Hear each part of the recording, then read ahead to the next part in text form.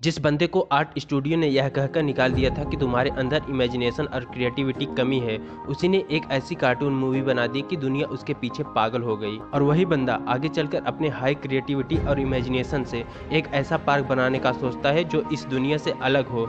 जब ये पार्क बनकर तैयार हुआ तो इसके इनाग्रेशन में इतने सारे लोग इकट्ठा होते हैं कि शायद ही ऐसा कभी हुआ हो। हम बात कर रहे हैं एक ऐसे बंदे की जिसकी पहली मूवी के कॉन्सेप्ट पर लोग हंसते थे और बैंक फाइनेंस करने को भी तैयार नहीं थी। वे थे वाल्ट डिज्नी। उन्होंने 22 ऑस्कर जीतकर अपने मेहनत से दुनिया को दिखा दिया कि उनकी इमेजिनेशन कैसी थी। अपमान एक ऐसी चीज है जिसे हर इंसान फेस करता है, लेकिन बहुत से लोग उसे इग्नोर कर देते हैं और जो इस अपमान का रीजन जान लेता है तो उसे एक मोटिवेशन की तरह लेता है और ऐसे ही लोग इतिहास रचते हैं। और शायद इसी अपमान की वजह से वाल्ट डिज्नी नौकरी से निकाले जाने के बाद अपने दोस्त के साथ मिलकर एक कंपनी ओपन करते हैं जिसमें वे एडवर्टाइज के लिए कार्टून बनाते थे, लेकिन उनका ये काम ज़्यादा दिन तक नहीं चला और वे यहाँ फेल हो गए। फिर 1922 में इन्होंने लोकल सिनेमा के लिए छोटे छोटे एनिमेशन बनाने का काम शुरू किया और अपनी कंपनी का नाम लाफोग्राम दिया, लेकिन यहाँ भी उन्हें काफ़ी नुकसान हुआ और 1924 में इस काम को भी उन्हें छोड़ना पड़ा। इतनी बार फेल होने के बाद कोई भी इंसान खुद पर डाउट करने लगता है कि मैं किसी काम का नहीं हूँ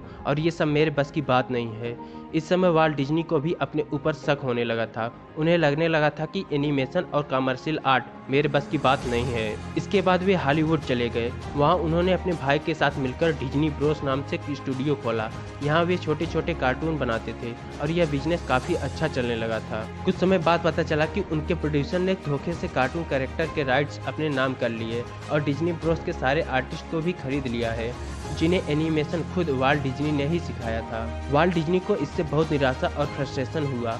यहाँ तक पहुँचने के लिए वाल्ट डिज्नी ने 8 साल कड़ी मेहनत की थी और ऐसे समय से गुजर चुके थे कि उन्हें ऑफिस में ही जमीन पर सोना पड़ता था और नहाने के लिए स्टेशन पर जाना पड़ता था। लेकिन वाल्ट डिज्नी अपने गोल को पाने के लिए अपने नए प्रोजेक्ट मिक्की माउस पर काम करना शुरू कर दिया। मिक्की माउस को वाल्ट डिज्नी ने कड़ी मेहनत और लगन से एनिमेट किया और आवाज़ भी खुद ही दी। यह सब उन्होंने अकेले ही किया क्योंकि कंपनी में कोई बचा ही नहीं था। जब डिज्नी ने मिक्की माउस का आइडिया अपने डिस्ट्रीब्यूटर्स को बताया तो कोई उनके साथ काम करने को तैयार नहीं हुआ। वे कहने लगे कि लोग बड़े पर्दे पर चूहे जैसे रोटेंट को देखना पसंद नहीं करेंगे, लेकिन वाल्ट डिज्नी को तो धुन सवार थी। जब मिक्की माउस की कॉन्सेप्ट फिल्म तैयार हुई तो कोई भी बैंक उनको फाइनेंस करने को तैयार नहीं था। फिर वाल्ट डिज्नी सभी जगह घूम घूम कर अपनी फिल्म और कॉन्सेप्ट की बात करते थे। लगभग 300 मीटिंग के बाद एक बैंक उनके फिल्म पर पैसे लगाने के लिए मुश्किल से तैयार हुई।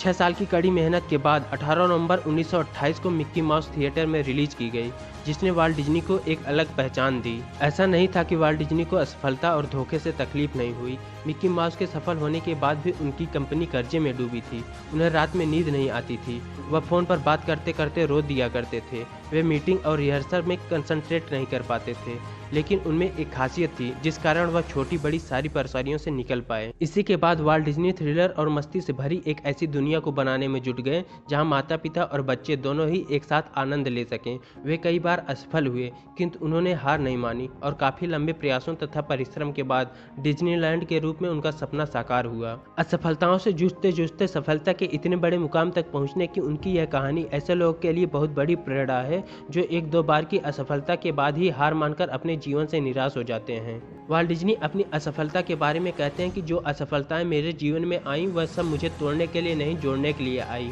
वाल्ट डिज्नी कहते हैं कि हर असफलता और परेशानी ने मुझे बहुत मजबूत किया है। जब हम मुंह के बल गिरते हैं तब एहसास नहीं होता, लेकिन यह हमारे लिए सबसे अच्छे लेसन्स होते हैं। जीवन आपको बहुत सारी बातें और सिद्धांत असफलता के माध्यम से सिखाता है। इसलिए डिज्नी साहब कहते हैं कि जवानी में फेल होना बढ़िया है। यह आपको सिखाता है कि फेल होना इतनी अनोखी बात नहीं है, यह सबके साथ होता है। एक बार आपने इन सब से निकलना सीख लिया तो फिर आप पहले जैसे मासूम नहीं रह जाते। फिर आप किसी भी हाल में अपनी मुश्किलों से लड़ने की हिम्मत रखते हैं। आखिर में डिज्नी कहते हैं कि इंसान को अपनी ज़िंदगी में गोल जल्दी निर्धारित कर लेना चाहिए, जिससे वह अपनी सारी एनर्जी और टैलेंट एक दिशा में लगा सकें।